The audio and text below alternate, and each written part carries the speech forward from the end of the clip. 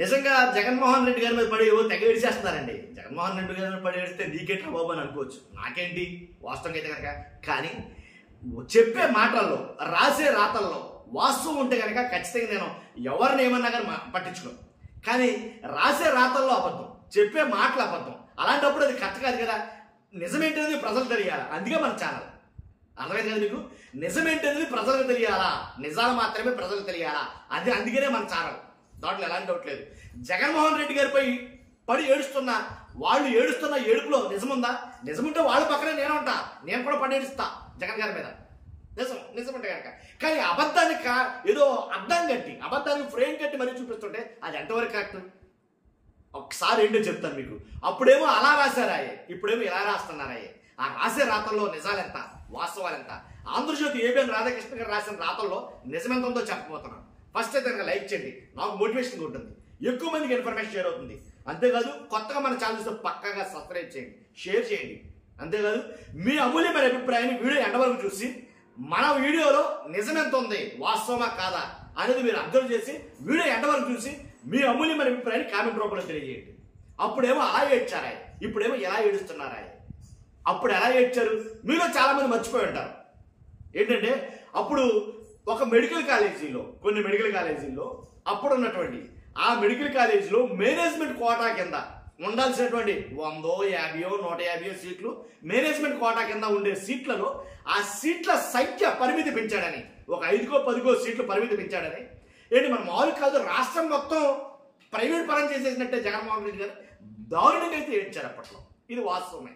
నేను కూడా అన్నాను, అదేంటిది మేనేజ్మెంట్ కోటా పెంచడం ఏంటి, అవసరమైతే ఫ్రీ సీట్లు పెంచాలి కదా అని అనుకున్నాను. నేను కూడా ఫ్రీ సీట్లు మాత్రం టచ్ చేయలేదండి. మీరు ఇక్కడ బాగా దీన్ని నోటీస్ చేయాలి. ఫ్రీ సీట్లని, ఉచితంగా ఇచ్చే సీట్లని, మెడికల్ సీట్లని దాన్ని టచ్ చేయాల. కానీ మేనేజ్మెంట్ కోటా సీట్లను పెంచారు. ఆ పెంచడం ఎందుకంటే వాటికి ఆర్థికంగా భరోసాని ఇవ్వడం కోసం, మేనేజ్మెంట్ ఇబ్బందులకు ఎదురవ్వడం కోసం కొంచెం పెంచడం అన్నమాట వాస్తవమే. అది తప్పని నేను కూడా అన్నాను అప్పట్లో. ఏంటి ఆ 10 సీట్లు పెంచినా 15 సీట్లు పెట్టినా మేనేజ్మెంట్ కోటా సీట్లు పెంచడం తప్పేనన్నా. జస్ట్ మేనేజ్మెంట్ కోటా సీట్లు పెంచితేనే విలువలాడిపోయారే. మరి అక్కడ 1 కాదు, 2 కాదు, 3 కాదు, 10 మెడికల్ కాలేజీలు ప్రైవేట్ పరం చేస్తారు. ఏంటి ఇప్పుడు? మరి ఇప్పుడు రాయాలి కదా. అయ్యో అదేంటి ఆంధ్రప్రదేశ్ మొత్తం నాశనం చేసేస్తుంది, ఆంధ్రప్రదేశ్లో అమ్మేస్తున్నారు, విద్యని అమ్ముతున్నారు, విద్యని ప్రైవేట్ పరం చేస్తారు, వైద్య విద్య అందరూ ద్రాక్షలాగా మారిపోతుంది, వైద్య విద్య ఇక సామాన్యుడికి అందుబాటులో లేకుండా పోతుంది అని ఇవన్నీ రాయాలిగా. మరి ఎందుకు రాయట్లా? అప్పుడు అలా ఏడ్చారు కదా, మరి ఇప్పుడు ఎలా ఏడుస్తున్నారండి? ఇప్పుడు ఎలా ఏడుస్తున్నారు చెప్పమంటారా? రాధాకృష్ణ గారు రాసిన పలుకులు కొన్ని ఉంటాయండి. ఎలా అంటే, నాడు ఆర్భాటంగా 17 కాలేజీలకు శంకుస్థాపన చేశారు. నిర్మాణ అంచనా వ్యయం 8,480 కోట్లు. 4 ఏళ్లలో చేసింది 2,125 కోట్ల పనులే. ఈ నిధులన్నీ అప్పులు. కేంద్రం సాయమే పైగా 674 కోట్లు బిల్లులు పెండింగ్. హడావిడిగా 5 కాలేజీలు ప్రారంభం. అరాకొరా వసతులు, ఫ్యాకల్టీతో క్లాసులు. మరో 10 కాలేజీల పూర్తికి 6,000 కోట్లు కావాలి. వాటిని పీపీతో నిర్మాణానికి ప్రభుత్వ నిర్ణయం. వాస్తవాలు దాచి జగన్ విష ప్రచారం అంట. పీపీపీలో మెడికల్ కాలేజీలు వైసీపీ ఏడ్పులు. ఇది అసలు విషయం. పీపీపీలో మెడికల్ కాలేజీలు రన్ చేస్తామంటే వైసీపీ ఏడుస్తుందట. వైసీపీకి ఏం కాదండి ఏడవడానికి. ఆంధ్ర రాష్ట్ర ప్రజలు ఏడుస్తారు, ఆంధ్ర ప్రజలు ఏడుస్తారు, ఏపీ ప్రజలు ఏడుస్తారు.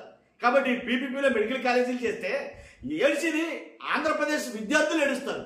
ఎందుకంటే మేము యథేచ్ఛగా చదువుకోవాల్సిన కాలేజీలు ప్రైవేట్ పరం చేస్తే ఇప్పుడు కోట్లు తెచ్చి మేము ఎక్కడ చదువుకోవాలి, మేము ఎలా చదువుకోవాలని ఆంధ్రప్రదేశ్ విద్యార్థులు ఏడుస్తారు ఈ పని వల్ల. కాబట్టి ప్రైవేట్ పరం చేయడం ఎంత దారుణమైన విషయం అనేది విద్యార్థి సంఘాలన్నీ మండిపడుతున్నాయి. ఎందుకని?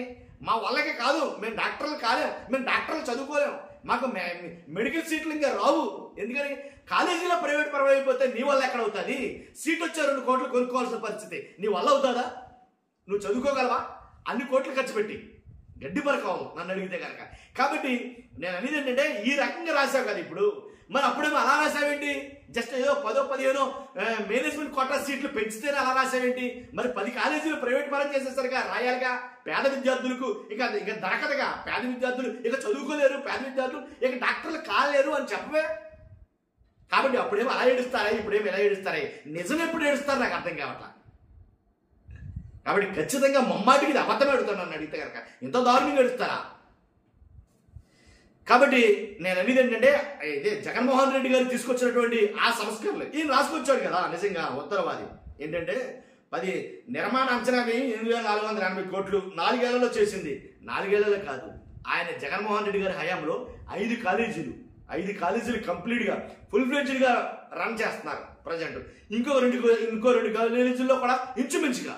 కాబట్టి అన్ని కాలేజీలు లైన్లో పెట్టిన అతను ఇంకో 5 ఏళ్ల పాటు ఉంటే గనక ఖచ్చితంగా ఆ 10 కాలేజీలు కూడా రన్ చేసి చూపించేవాడు. దీంట్లో ఎలాంటి డౌట్ లేదు. అప్పు అంటావా?